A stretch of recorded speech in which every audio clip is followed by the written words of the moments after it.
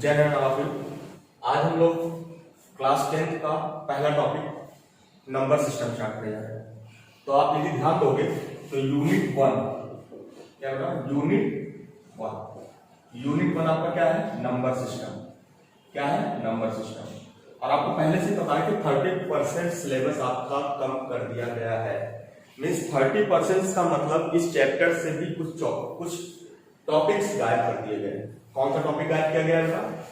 पहला जो टॉपिक था पुरानी एनसीईआरटी या नई एनसीईआरटी, क्योंकि एनसीईआरटी तो चेंज नहीं होनी है, बस आपको पढ़ना नहीं है। एनसीईआरटी नई नहीं आनी है, आपको उसी एनसीईआरटी को यूज करना है। जो टॉपिक हटा दिए गए हैं उनको हमें डिस्कस नहीं करना है। तो कौन सा टॉपिक हटाया गया यहां से? Euclid's division lemma.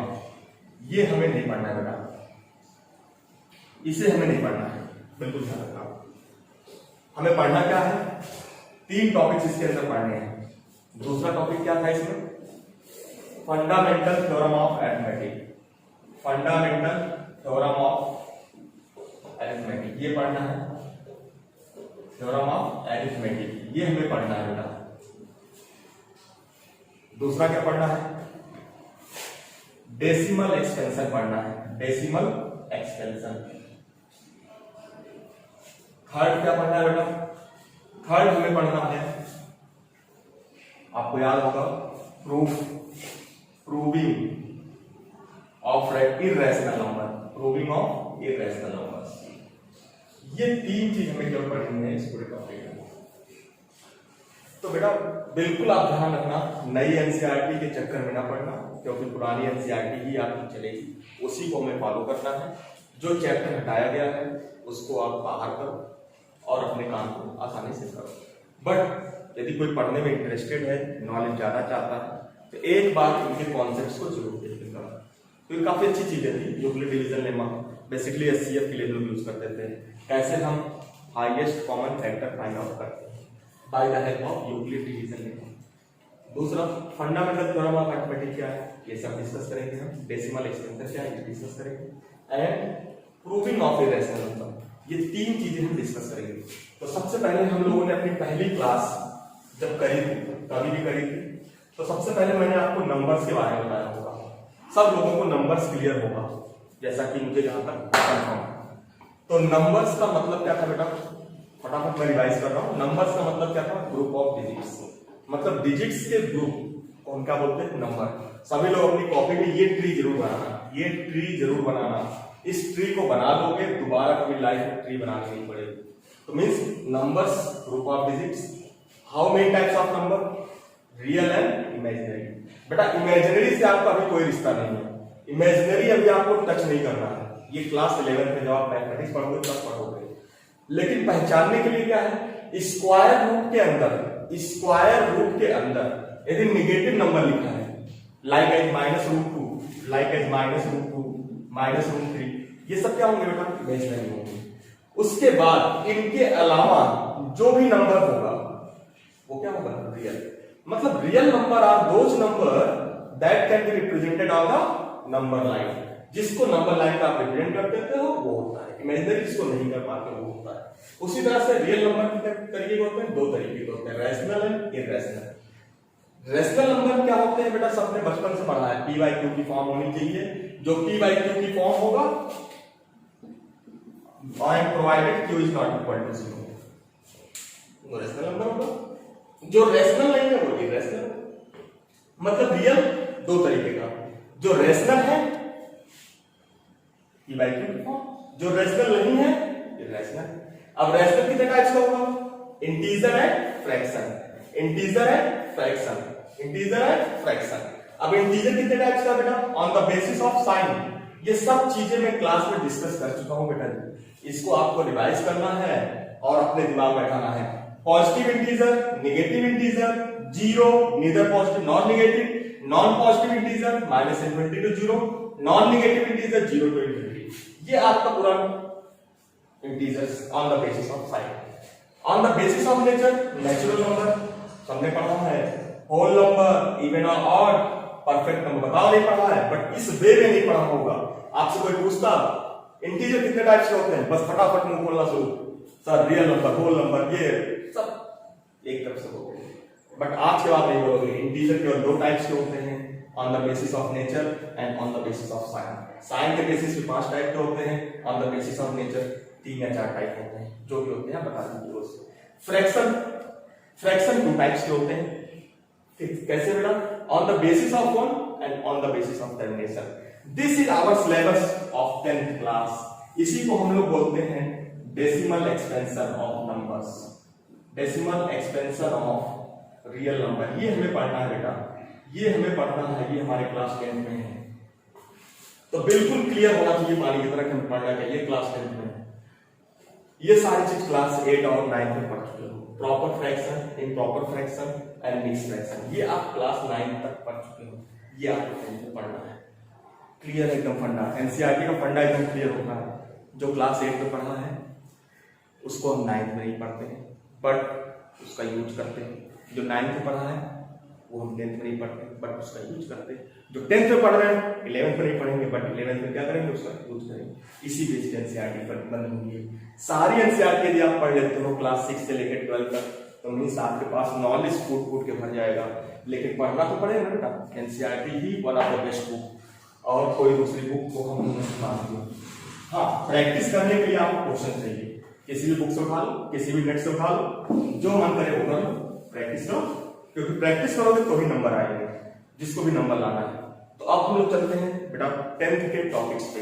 जो पहला टॉपिक हमारा क्या है बेटा? Fundamental theorem of arithmetics. Fundamental theorems of arithmetics, fundamental theorems of arithmetics, fundamental theorems of arithmetics. बिल्कुल दिमाग में बैठा लो, फंडामेंटल थ्योरम्स ऑफ अरिथमेटिक्स। कुछ नहीं है बेटा, सब करके आए हो, सब लोगों ने किया है। कुछ भी इसमें ऐसा नहीं है जो आपने नहीं किया है। Fundamental theorems of arithmetics. तो फंडामेंटल थ्योरम्स ऑफ अरिथमेटिक्स क्या है बेटा? कौन बताएगा? किसी को याद है? कोई नहीं बोलेगा। The fundamental theorems of arithmetic. Arithmetic क्या होता है बेटा? अरिथमेटिक्स उसमें बेसिकली आप सिंपल सा कोई कंपोजिट नंबर ले लो, कोई भी कंपोजिट। एग्जांपल समझो, पहले मैं डेफिनेशन बोल दूंगा। कोई भी कंपोजिट नंबर ले लो। हाँ ठीक, 12 ले लेते हैं, हमने 12 ले लिया, दैट इज कंपोजिट नंबर। बिल्कुल आप अपने दिमाग बैठा लो, करके आया हो क्लास 8 में।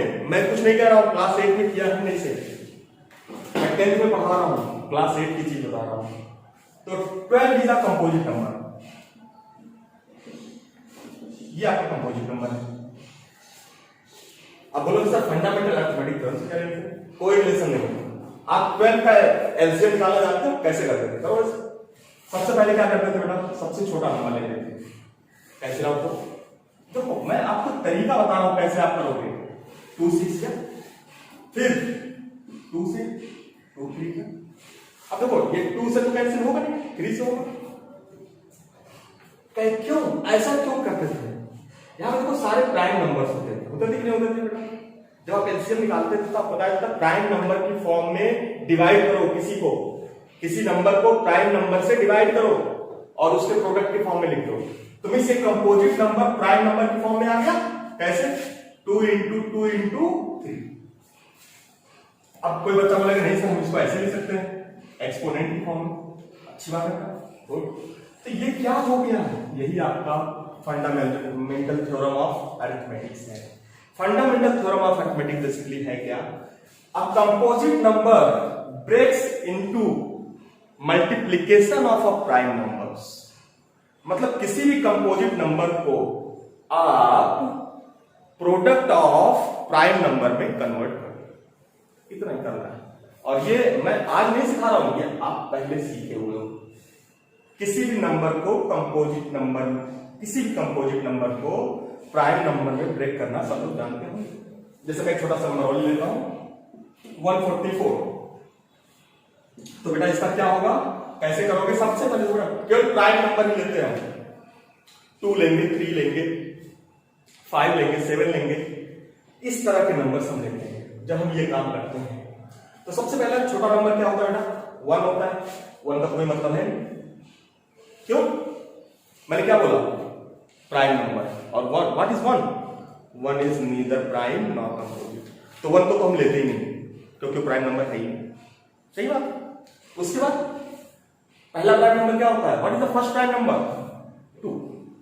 What is the first prime number? 2। तो मींस सबसे पहले हम क्या करते हैं? 2 से चेक करते हैं। तो 2 से डिवाइड करो 72, 2 से डिवाइड करो 36, 2 से डिवाइड करो 18, 2 से डिवाइड करो 9, फिर 3 3 जा 9, 3 1 जा 3। तो मींस अब आपको समझ में आना चाहिए ये 2 2 सा 2 2 सा 2 2 सा। अब मैं यदि बोलूं इसका प्राइम मल्टीप्लिकेशन क्या होगा, इसका फंडामेंटल अरिथमेटिक थ्योरम्स क्या होगा, 144 इज इक्वल टू, सभी लोग लिख लेंगे फटाफट, 2 into 2 into 2 into 2 into 3 into 3। This is the fundamental theorems of arithmetic. अब यहां पे देखो फंडामेंटल थ्योरम ऑफ अरिथमेटिक क्यों लिखते हैं? क्योंकि जितने भी मल्टीप्लिकेशन है सब प्राइम नंबर है, 2 2 2 2 सब प्राइम नंबर है। अब कोई बच्चा बोलेगा नहीं सर हम ऐसे लिखेंगे, 2 की पावर 1 2 3 4 into 3 की स्क्वायर। अब बोलोगे, कुछ लोग बोलेंगे सर यदि इसको सॉल्व कर दे तो 16 हो जाएगा। हम गलत हो गए बेटा, आपको सॉल्व भी नहीं करना है, आपको ये करना है प्राइम नंबर के मल्टीप्लिकेशन की फॉर्म है, पावर से मतलब नहीं है, पावर से मतलब नहीं है। ये प्राइम नंबर है बेस, बेस को चेक करना है, बेस यदि प्राइम नंबर है that is follow the fundamental theorems of arithmetic. तो मींस अब आपको डेफिनेशन समझ में आ रही होगी। मैं डेफिनेशन रखने के लिए नहीं बोल रहा हूं, डेफिनेशन क्या बना सकते हो आप? सर बोल सकते हो sir fundamental theorem of arithmetics means a composite number breaks into multiplication of a prime number। a composite number can be break into multiplication of a prime numbers। लिख सकते हो सभी लोग, इजिली लिख सकते हो, मैं नहीं बोल रहा हूं। जितना आप ध्यान रखो, देखो डेफिनेशन रटोगे बहुत टाइम लगेगा, समझोगे बिल्कुल टाइम नहीं लगेगा, अपनी लैंग्वेज में लिखना सीखोगे कोई टाइम नहीं लगेगा, लेकिन यदि आप रट के काम करोगे तो आपको बहुत टाइम लगेगा। इसी तरह से मैं आपको इन द वेरिएबल फॉर्म बता दूं, एक डेफिनेशन ही मान लो, एक जनरलाइज फॉर्म, जैसे जनरलाइज होता है ना, कहते हैं सबके लिए फॉलो करेगा। तो लेट्स एज्यूम दैट, चलो हम लोग मान लेते हैं x is a composite number, x is a composite number, composite number x क्या है? Composite number. तो मैं अपनी लैंग्वेज में लिख रहा हूं बेटा, ऐसा नहीं है कि मैं बुक से लिख रहा हूं, ये मैं अपनी लैंग्वेज में लिख रहा हूं, कॉन्सेप्ट्स वही लिख रहा हूं लेकिन मेरी लैंग्वेज है ये। इसी तरह आपकी अपनी लैंग्वेज हो सकती है लेकिन चीज वही होनी चाहिए। Means let x is a composite number, there prime factorization this, या देयर लिखोगे तो गड़बड़ हो जाएगा। एक नंबर है x is a composite number, it's prime factorization, it's prime factorization या prime factors p1, p2, p3 dot dot pn, it's prime factorization और factors p1, p2, pn are positive। So what is the means of this? By the use of fundamental arithmetic theorems, by the use of fundamental arithmetic theorems, p1 into p2 into p3 into dot dot pn। बेटा ध्यान रखना, base में हमेशा, base हमेशा, base हमेशा, जैसे base, ये base हमेशा क्या होना चाहिए बेटा? बेस हमेशा क्या होना चाहिए? Prime number. बेस हमेशा क्या होना चाहिए बेटा? प्राइम नंबर होना चाहिए। यदि ये नहीं है तो आप फंडामेंटल अरिथमेटिक थ्योरम्स फॉलो नहीं कर रहे हो। एक एग्जांपल और देख लेते हैं इसी पे। सपोज आपको एक नंबर हमने दे दिया 90, अब हमने बोला फंडामेंटल अरिथमेटिक थ्योरम्स का यूज करके फैक्टराइजेशन फॉर्म लिखो। सिंपल सा, इतना लंबा हमें नहीं बोलना होगा बेटा, ये सब नहीं बोलते। फंडामेंटल अरिथमेटिक थ्योरम ये बिल्कुल बेकार की चीजें हैं, सिर्फ आपको पढ़ने के लिए बताया जा रहा है कि मैं कॉन्सेप्ट पढ़ा रहा हूं, आपकी बुक में लिख दिया गया। सीधा सा मैं बोलूं, प्राइम फैक्टराइजेशन, किसी भी कंपोजिट नंबर का प्राइम फैक्टराइजेशन कर दो, that is what fundamental theorem of arithmetic. तो प्राइम फैक्टराइजेशन बोलना आसान है या ये? बिल्कुल नहीं। आप जिसमें देखो, हमारा काम है minimum effort maximum output, not a maximum effort and silly output. हमारा काम है हमें कम काम करना है, अच्छा करना है। क्योंकि दुनिया लेबर की तरफ मूव नहीं कर रही है, अब दुनिया स्मार्टनेस की तरफ जा रही है। आप स्मार्ट तभी बनोगे जब आप मिनिमम टाइम में मैक्सिमम आउटपुट दोगे। इसको ध्यान में रखकर अपना काम करना, कभी भी बहुत अच्छा लगेगा। चलो आगे बढ़ते हैं। एक एक क्वेश्चन लिखते हैं। 90 what is the prime factorization? सभी लोग कर लोगे? कैसे करोगे बेटा? प्राइम फैक्टराइजेशन का मतलब हम प्राइम फैक्टर ही लेंगे बेटा, उसमें भूल जाओ। सबसे पहले क्या लेंगे? 1 नहीं लेंगे, 1 is neither prime not composite. 2 is the first prime, 2 45। After that अब देखो 2 से कैंसिल आउट होगा नहीं, पहले देखो 2 से नहीं होगा। अब दूसरा प्राइम नंबर क्या है? 3 से करो बेटा। 3 15 जा 45। फिर देखो 3 से होगा 5। अब बोलोगे सर 3 से भी नहीं होगा, तो नेक्स्ट प्राइम देखो 4 नहीं लेंगे, क्यों? 4 इज नॉट अ प्राइम, 4 तो प्राइम नहीं है। नेक्स्ट प्राइम क्या है? 5, तो 5 से कैंसिल आउट होगा। हो गया बेटा? बस फटाफट इसको लिख लो मल्टीप्लीकेशन की फॉर्म में। 3 into 3 into 5। अब कोई इसमें करना चाहे? देखो हमारी कंडीशंस क्या थी? बेस में प्राइम होना चाहिए, बेस में प्राइम होना चाहिए, बेस में प्राइम होना चाहिए। अच्छा, क्वाइट गुड। चलो एक क्वेश्चन और थोड़ा सा बड़ा सा कर लेते हैं। 432 आपको और क्लियर हो जाएगा प्राइम फैक्टराइजेशन कैसे करते हैं। 432 कैसे करोगे बेटा? सबसे पहले वही चीज, 1 is neither prime not composite. 2 2 जा 4, 2 1 जा, सब लोग करना जानते होंगे इसे। 2 1 जा 1, क्योंकि क्लास 6 में किया है, 8 में किया है।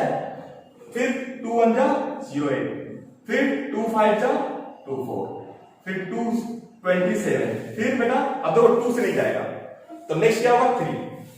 3 9 जा, फिर 3 से जाएगा। हमने 9 को नहीं लिया बेटा, क्योंकि मैंने बताया है 9 हम नहीं ले सकते। 9 is not a composite, 9 is a composite, हमें प्राइम लेना है। 3 3 जा 9, तो फिर 3 लोगे 1। अब यदि ध्यान से देखो 1 2 3 4, तो 2 की पावर क्या हो जाएगा बेटा? 4। मैं डायरेक्ट लिख रहा हूं बेटा, 3 की पावर क्या हो जाएगा? 3। This is a fundamental theorems of arithmetics, this is a fundamental theorems of arithmetics. तो मींस बेटा यही हमें करना था कि हमें प्राइम फैक्टराइजेशन की फॉर्म में ब्रेक करना था। इस पे बेस्ड क्वेश्चंस आते हैं, तो पहले आप इसे रिवाइज करिएगा। हम आपको बोर्ड वाले एक क्वेश्चन करवाएंगे, अच्छा सा क्वेश्चन। नेक्स्ट वीडियो में हम आपको वो क्वेश्चन करवाएंगे जो बोर्ड में आते हैं। बेटा देखो हमारा काम बिल्कुल ये नहीं है, हम ये चाहते हैं आप मिनिमम एफर्ट में मैक्सिमम आउटपुट गेन करो। You make to be a smart not a labour, क्योंकि लेबर की कोई इज्जत नहीं है। आप देखते ही होंगे लेबर सबसे ज्यादा काम करता है, पैसा सबसे कम करता है। ओके बेटा, Jai Narayan, once again all of you, thank you everyone.